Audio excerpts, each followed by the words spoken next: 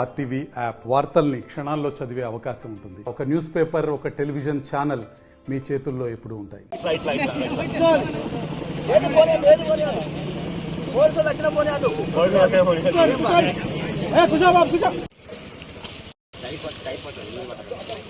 భారత్ బంద్ను విజయవంతం చేయాలి. భారత్ బంద్ను విజయవంతం చేయాలి. భారత్ బంద్ను విజయవంతం చేయాలి. భారత్ బంద్ను విజయవంతం చేయాలి. పార్లమెంట్ లో గిట్టుబాటు ధరల చట్టాన్ని చేయాలి. పార్లమెంట్ లో గిట్టుబాటు ధరల చట్టాన్ని విమోచన చట్టాన్ని అమలు చేయాలి.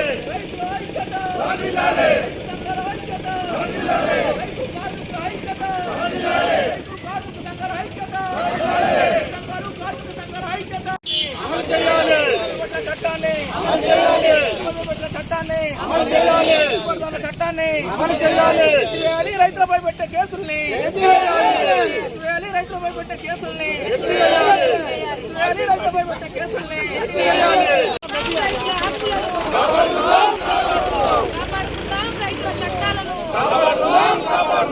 కాపాడుకుందాం రైతుల చట్టాలను.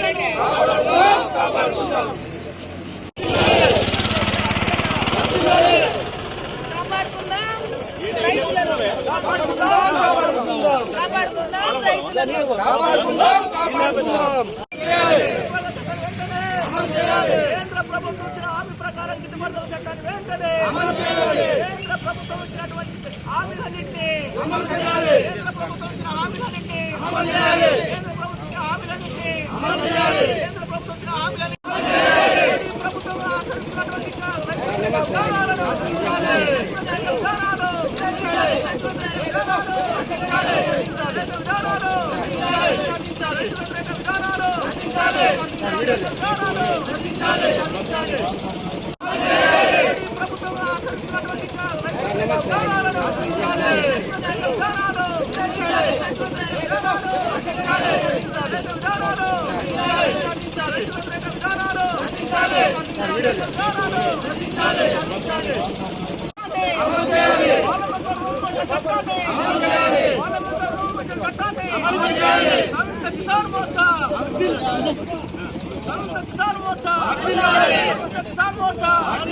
రైతుల ఐక్యత, కూలీల ఐక్యత, రైతుల ఐక్యత,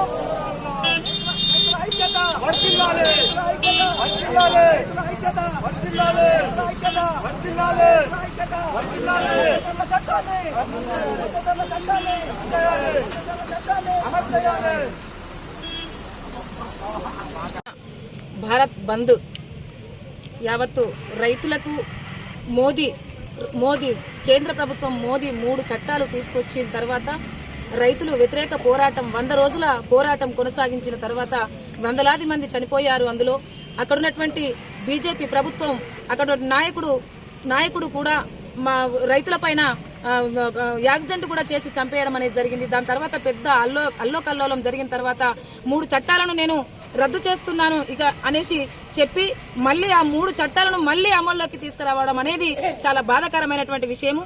వెంటనే మోదీ గారు ఏదైతే మాట ఇచ్చారో ఈ చట్టాలను నేను రద్దు చేస్తున్నానని మాట ఇచ్చారో అది వెనుకకు తీసుకోవాల్సిన అవసరం ఉంది. లేని ఎడల అన్ని సంఘాల ప్రజా సంఘాలతో పాటు రాష్ట్ర ప్రభుత్వాలు కూడా తప్పకుండా వ్యతిరేకించి నిన్ను గద్దె దించేటువంటి ప్రయత్నం తప్పకుండా చేస్తాయి. ఎందుకంటే ఈ భారతదేశము వ్యవసాయక దేశము, ఈ భారతదేశము రైతు రాజ్యము, ఈ దేశము రైతు లేనిది బతుకు లేదు. ఏదో ఒక రోజు అన్ని సబ్జెక్టులలో అన్ని సంఘాలలో అన్ని మతాల్లో అన్ని ఒక్క రోజు అవసరం కావచ్చు. IAS, IPS, doctor, actor, collector ఒక్కొక్క రోజు ఒక్కొక్కరు అవసరం కావచ్చు. కానీ నిత్యము నువ్వు తినే అన్నం కూడా రైతు పండించిందే. ఇక్కడ ఒక కలెక్టర్ కావచ్చు, యాక్టర్ కావచ్చు, డాక్టర్ కావచ్చు, బిచ్చగాడు కావచ్చు, ప్రతి ఒక్కరు కూడా రైతు మీద ఆధారపడి బతకవలసిందే.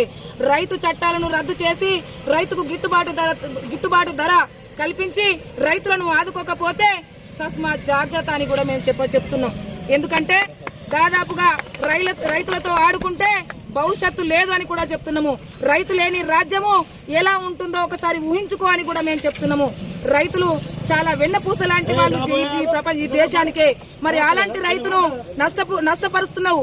అలాంటి రైతుకు చట్టాలు తీసుకొచ్చి రైతుల యొక్క శ్రమని దోపిడీ చేస్తున్నావు.